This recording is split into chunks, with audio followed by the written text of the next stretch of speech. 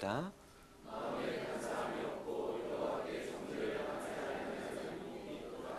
내가 입을 열지 아니할 때에 종일 신음함으로 내 뼈가 쇠하였도다.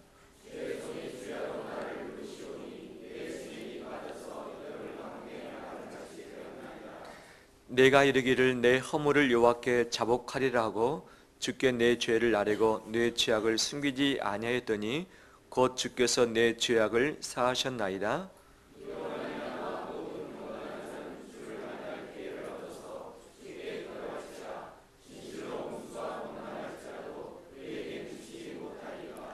주는 나의 은신치원이오니 한란에서 나를 보호하시고 구원의 노래로 나를 두르시리이다.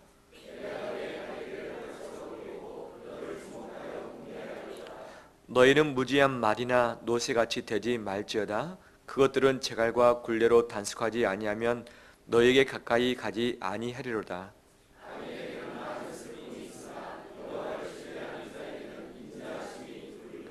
같이 읽겠습니다. 너희 의인들아 여호와를 기뻐하며 즐거워할지어다. 마음이 정직한 너희들아 다 즐거이 외칠지어다. 아멘. 주의 이름을 축복합니다. 새해 복 많이 받으십시오. 서로 인사 나눌까요? 새해 복 많이 받으십시오.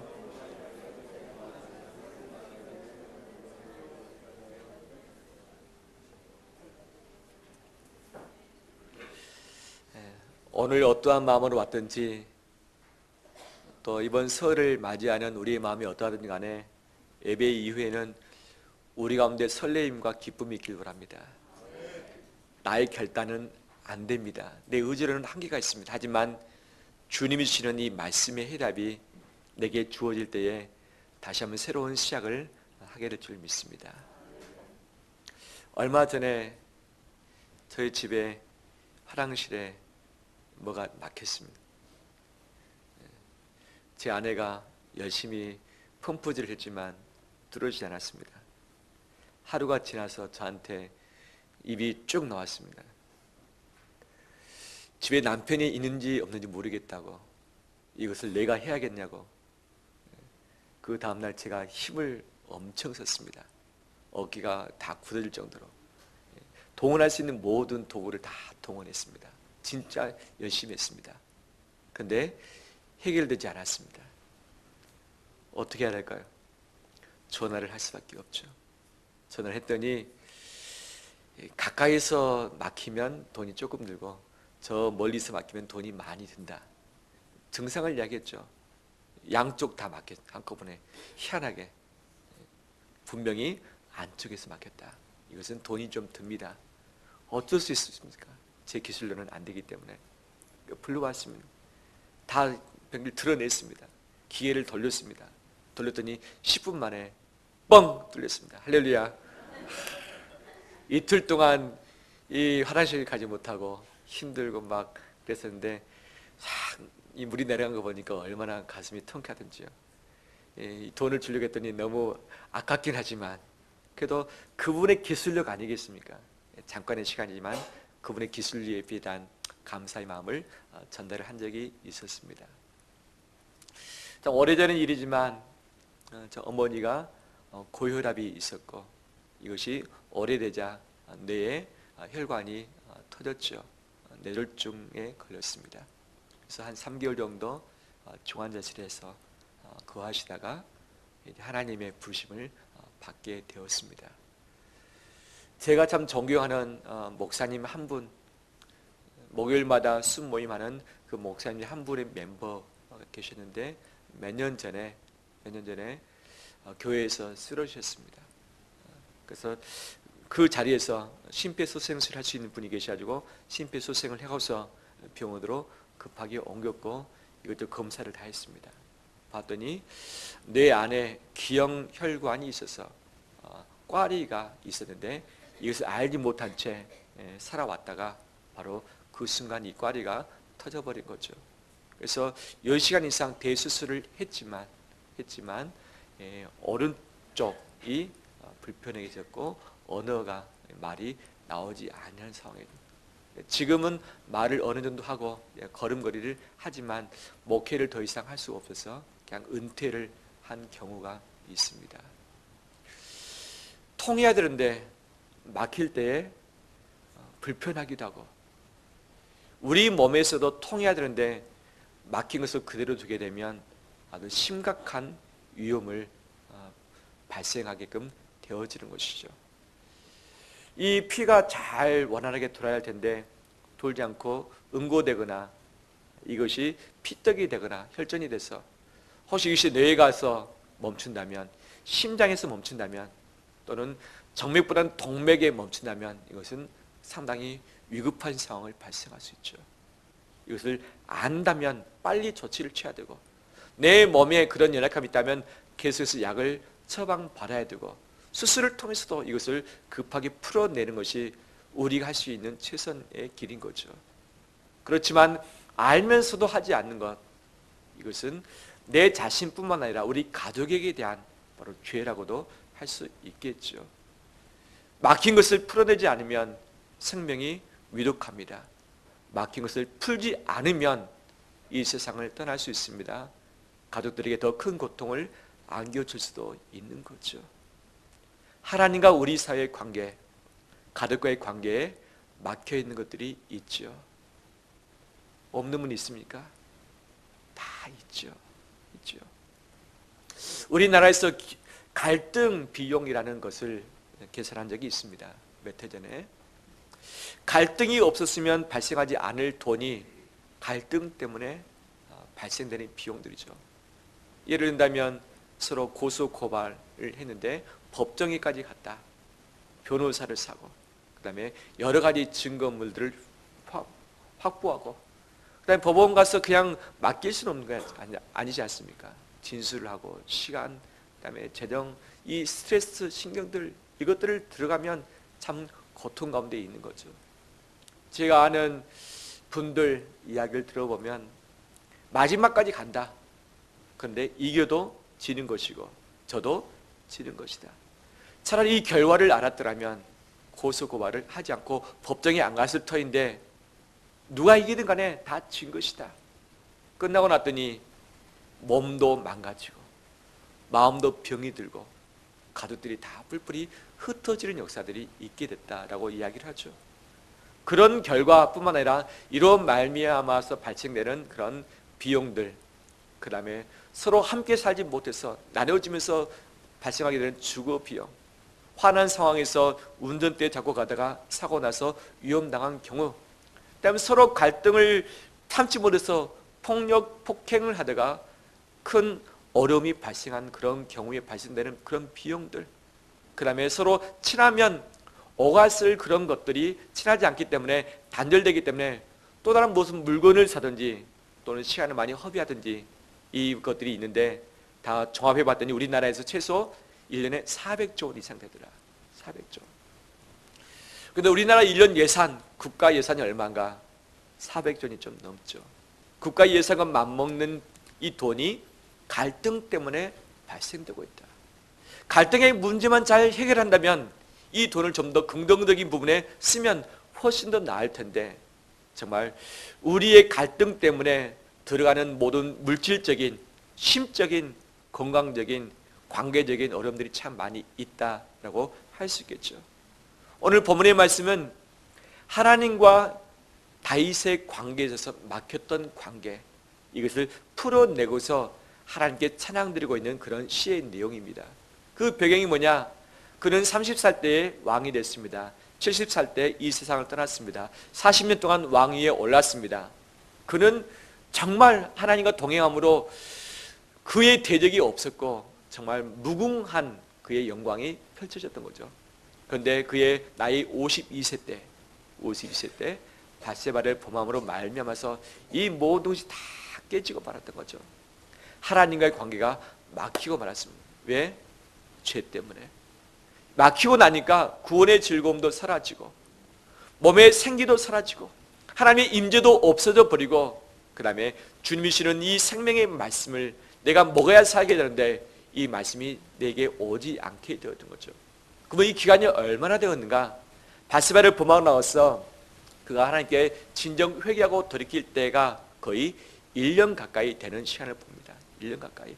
밧세바가 아이를 낳기 직전까지 갔으니까 그 1년 동안에 이 다윗이 관계의 어려움 때문에 진짜 지옥 같은 삶을 살고 내 뼈가 다 말랐나이다. 진액이 다 빠져나간 나이다. 하나님 나를 누르시니까 내가 도저히 살 수 없겠나이다. 이 기간을 바로 그가 고통으로 겪었다는 것을 이야기를 해주고 있는 거죠. 그런데 이 모든 것을 한꺼번에 다 풀어내면서 자유함 가운데 하나님을 노래하고 있는 거죠. 오늘 본문의 시편 32편 말씀은 신학자, 우리의 우리 조직 신학과 교리를 처음으로 집대에 생한 그 자가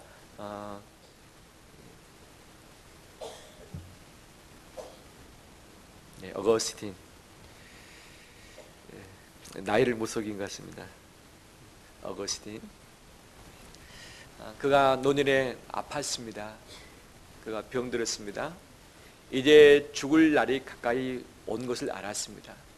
그가 마지막까지 붙들었던 말씀이 무엇인가?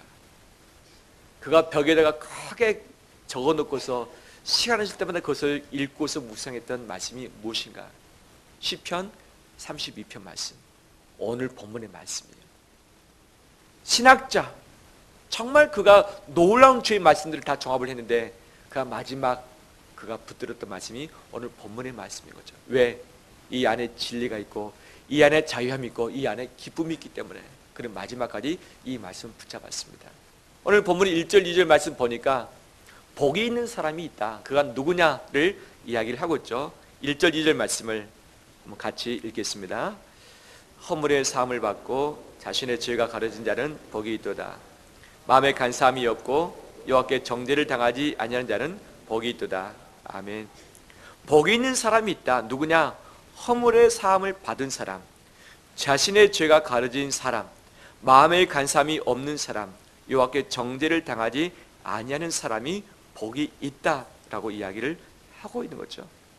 우린 보통 복을 받는다고 했을 때는 뭐 오복도 있고 잘되는 복, 자녀가 잘되는 복, 건강한 복, 그다음에 물질적으로 잘 펴지는 복, 직장인 잘되는 복, 관계가 잘되는 복들 가족들이 대성하는 그런 복들이 많이 있습니다. 그럴 때마다 복 받았다고 말을 하고 있죠. 근데 다윗은 어떤 소유를 더 받고 일들이 잘 풀어지는 것을 복 받았다 하기보다는 죄의 문제가 해결받은 사람이 복이 있다라고 이야기를 하고 있는 거죠. 분명히 모든 사람은 죄의 문제가 있고 허물이 있고 잘못이 있다. 이것이 용서받은 사람, 이 죄가 덮어진 사람, 하나님께 정죄를 당하지 않는 사람은 진짜 복되도다라는 말을 하고 있는데 이 복이 내 심령에 우리 가정 가운데 충만하길 원합니다. 이 복 받길 원합니다. 어거스틴 그런 수많은 말씀을 가지고서 진리를 아름답게 장식을 했습니다.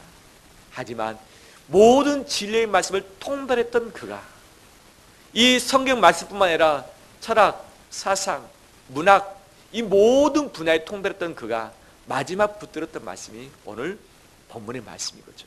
왜?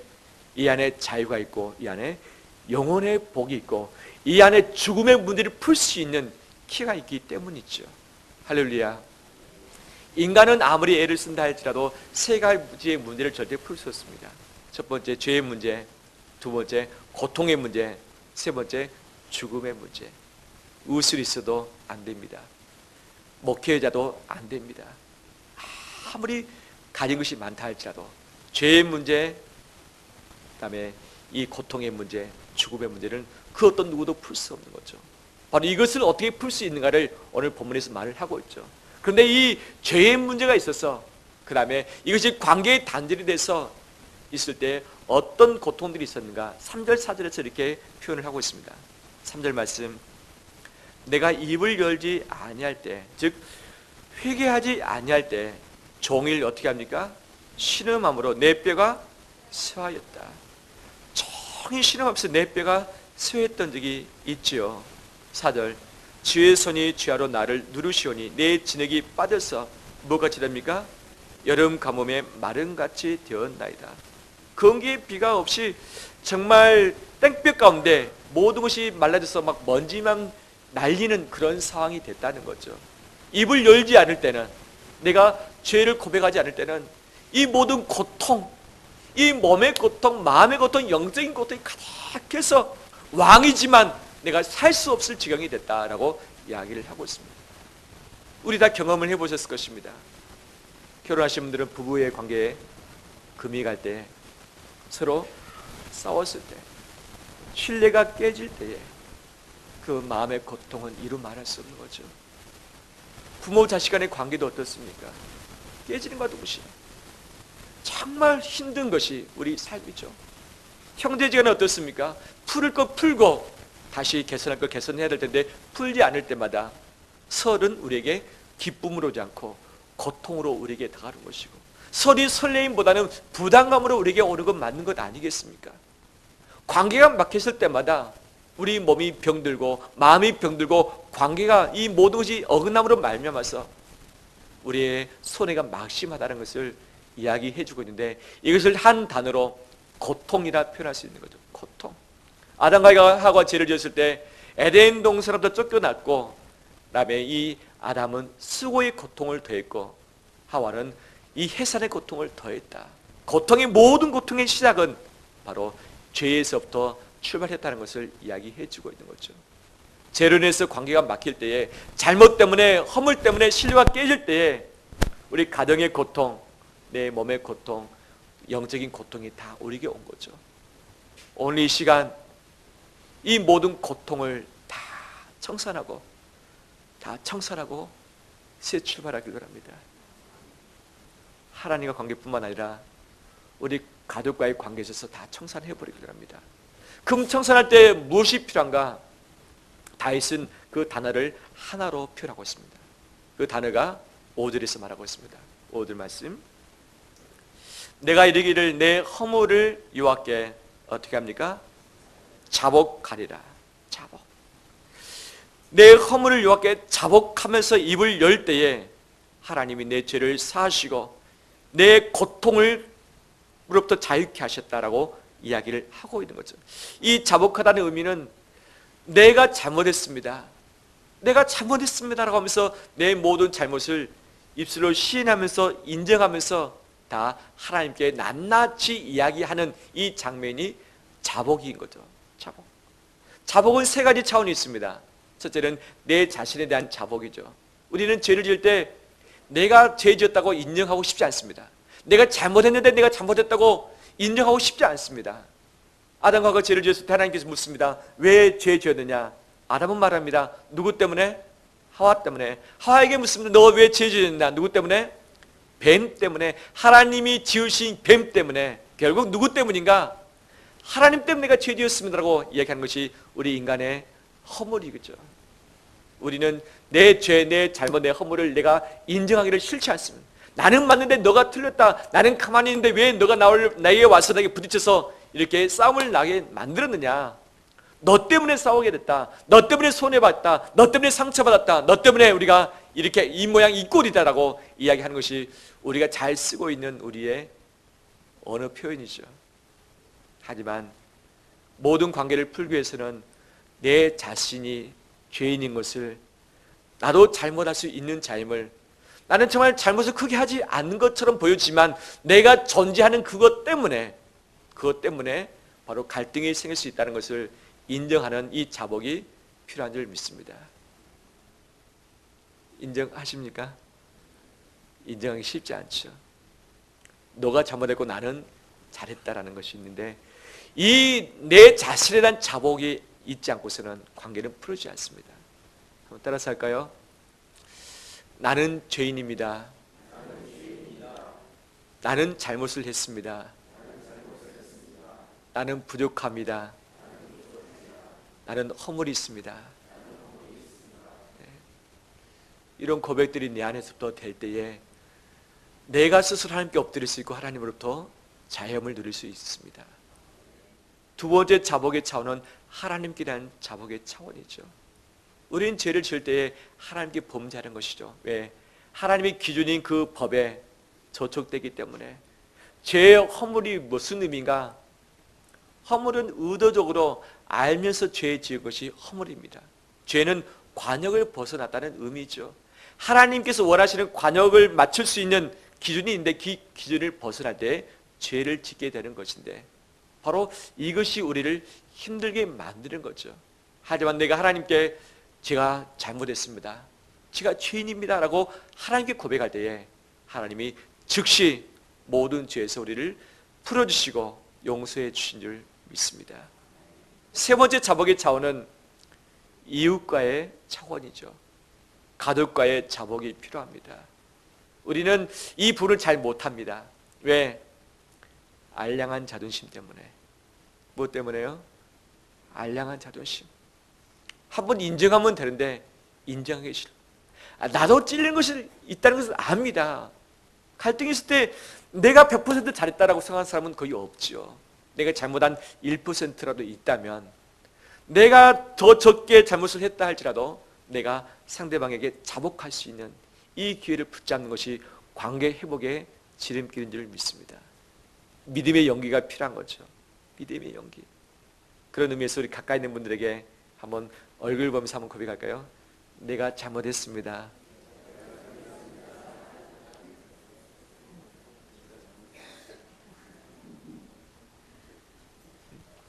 이 한마디면 되는데, 이 한마디면 다 풀어지는데 왜 이것을 못하는지요?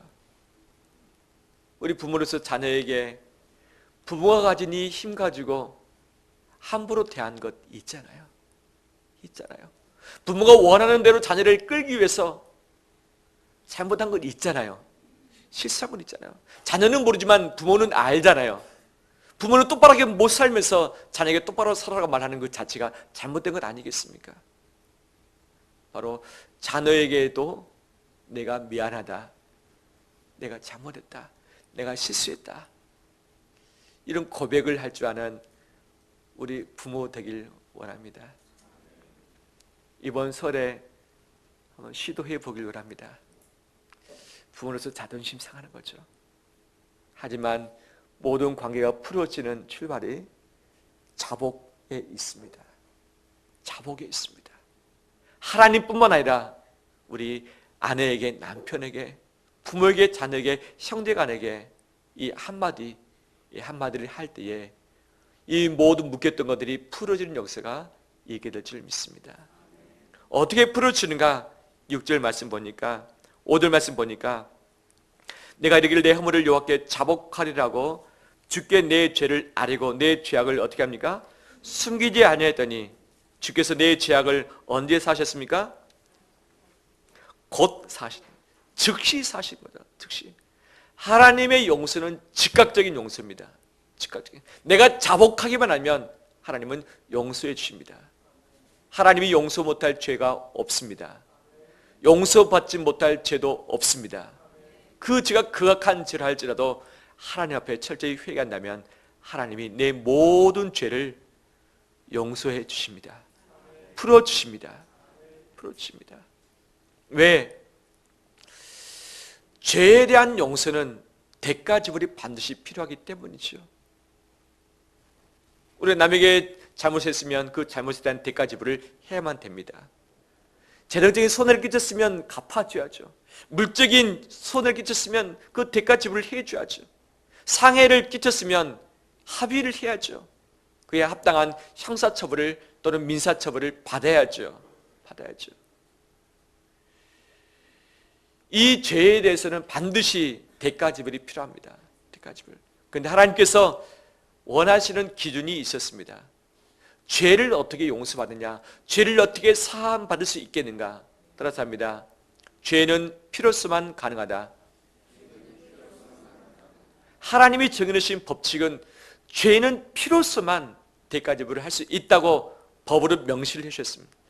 모든 죄에 대한 용서는 피 흘림이 없이는 불가능합니다. 그래서 구약에 내가 죄 지을 때마다 짐승을 끌고 옵니다. 짐승에게 안수기도 합니다. 왜? 내 죄가 짐승에 다 가기를 원합니다. 그 다음에 어떻게 합니까? 내가 죽어야 되는데 이 짐승을 나를 대신해서 그 자리에서 죽이는 거죠. 피를 내는 거죠. 그 다음에 그 피를 뿌림으로 말미암아서 하나님, 내가 이처럼 죽어야 되는데 이 짐승이 대신 죽었습니다. 이 짐승이 죽은 그 피를 보시고 나를 어떻게 해달라? 용서해달라. 이것이 구약의 제사인 거죠. 근데 구약의 제사는 불완전합니다. 왜? 짐승 자체가 거룩하지 않고 온전치 못하기 때문에 죄 지을 때마다 그렇게 해야 되기 때문에, 만약 저 같다면 이 짐승을 잡으려면 1년에 몇 마리 정도 잡으면 될 것 같습니까?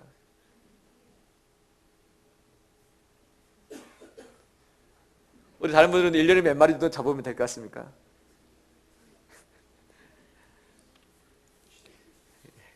매일마다 잡아도 넉넉지 않다. 잡고 나면 또 잡고 또 잡고 평생토록 이 피를 내는 이 짐승을 잡아서 제사하는 것만으로도 다 하지 못할 것이다. 왜? 불완전하기 때문에. 하지만 하나님은 그분의 아들 예수 그리스도를 우리 가운데 희생양으로 주셨습니다. 희생양 대신 예수님이 십자가에서 죽으셨습니다. 그 죽으심은 그분의 죄가 아니라 그를 믿는 모든 사람의 죄를 한꺼번에 짊어지고 단번에 영원히 완전히 우리 모든 죄를 용서해 주셨습니다. 내 과거의 죄, 현재의 죄, 미래의 질 죄까지 모든 죄에 대한 대가는 반드시 피로서만 용서받을 수 있다고 했는데 온전하신 영원하신 단번으로 완벽하신 그 예수 그리스도의 피로 말미암아 죽으셨기 때문에 내 모든 죄를 용서해 주셨습니다. 할렐루야. 그 피의 용서의 그 효과가 내게 오는 것이 필요한데 이 효과가 오는 그 통로가 무엇이냐? 자복입니다. 자복. 내가 죄인입니다. 내가 잘못했습니다. 내가 회개합니다. 내가 다시는 그 죄 짓지 않겠습니다라고 하면서 자복하면서 회개할 때에 예수 그리스도의 피의 대가가 내게 효력이 되어서 내 모든 죄를 다 벗어버리고 깨끗게 하실 줄 믿습니다. 할렐루야. 오늘 이 시간 예수 그리스도 앞에 자복함으로 말미암아서 내 모든 더러운 것을 다 벗어버리고 자유케 되는 역사 있게 될 줄 믿습니다. 그러면 용서하실 뿐만 아니라 어떻게 하시는가? 7절과 10절 말씀 보니까 나를 두르신다고 마지막 절에 말하고 있죠. 마지막 단어. 나를 두르신다. 무엇으로? 구원의 노래로 나를 두르시로다. 그 다음에 10절 마지막에 여호와를 신뢰하는 자에게는 무엇이? 인자심이 들으리로다. 달리 말한다면 하나님이 옷을 바꿔서 입혀주신다. 노래의 옷을 입혀주시고 구원의 즐거움의 옷을 입혀주시고 하나님의 인자심의 사랑의 옷을 입혀주신다. 11절 마지막 절에 너희 의인들아 여호와를 기뻐하며 즐거워할지어다. 마음의 정리가 너희들아 다 어떻게 하라? 즐거이 외칠지어다. 하나님에게 주신 것은 즐거움이며 기쁨입니다. 이 옷을 입자는 거죠. 근데 이 옷을 누가 입혀줍니까? 여호와께서 입혀주신다 말씀하십니다. 누구에게? 누구에게? 제가 20대 초반에 이런 일이 있었습니다.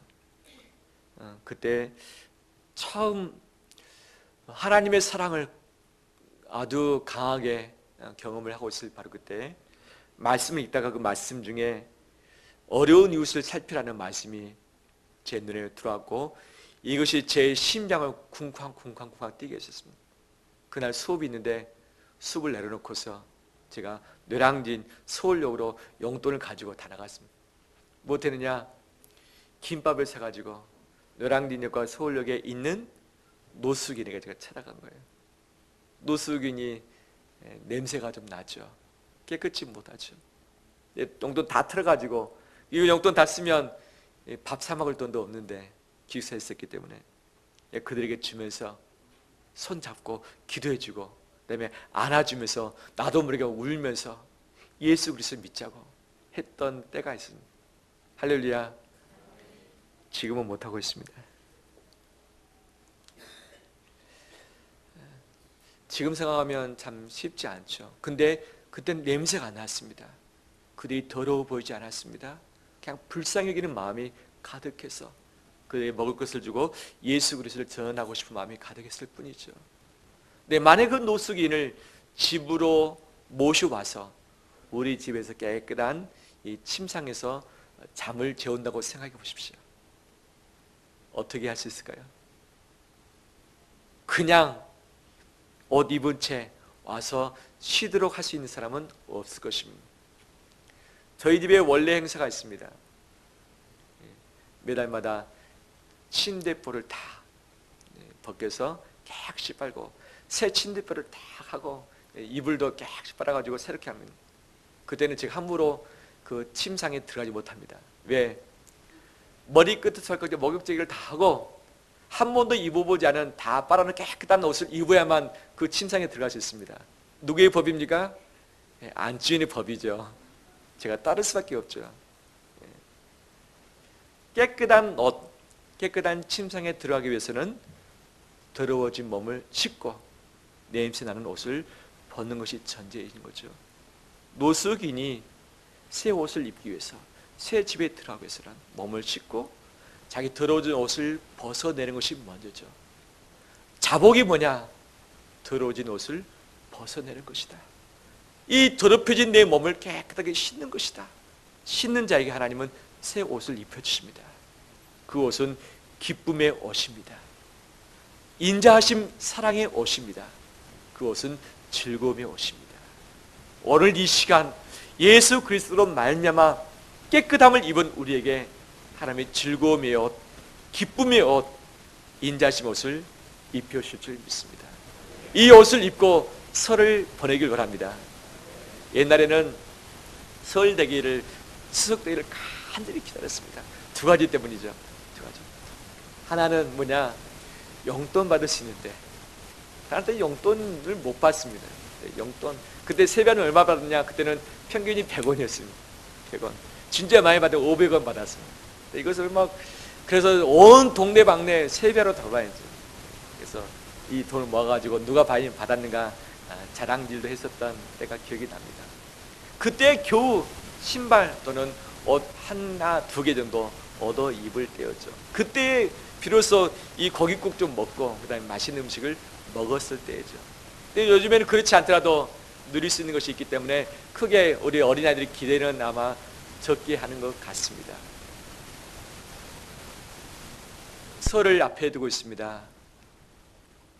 우리 더러워진 옷을 다 씻고서 영적인 새 옷을 입길 바랍니다. 내 인생의 모든 깨끗이 못한 것들을 자복함으로 말미암아서 주님이 주시는 설의 새로운 옷을 입고서 출발하는 우리 되길 바랍니다. 그 단어는 자복입니다. 예수 그리스도의 피에 근거가 있기 때문에 그 피로 말미암아 자복하는 모든 자에게 용서하시고 씻어주시고 깨끗게 하시고 자유케 하시는 역사가 있게 될 줄 믿습니다. 더 나아가서 이번 추석 때, 이번 설 때 가족을 만나게 될 것이고 만나지 못하더라도 전화라도 한 것 아니겠습니까? 관계가 좋으면 설레입니다. 기대가 됩니다. 하지만 관계가 좋지 않으면 부담이 됩니다. 가슴에 상처가 다시 올라오기도 합니다. 도리어 이 설 추석이 보기도 싫은 것으로 내게 다가올 수 있는 거죠. 하지만 오늘 하나님께 자복할 뿐만 아니라 우리 가족에게 정직함으로 자복하길 바랍니다. 알량한 내 자존심을 십자가 앞에서 못 박아버리고 알량한 내 자존심을 십자가에 못 박아버리고 오늘만큼 다시금 새롭게 출발해서 온 가족이 원만한 이 관계로 말미암아 하나님의 사랑이 가득한 옷을 입는 공동체 되길 주의 이름으로 축원합니다. 함께 찬양 드릴까요?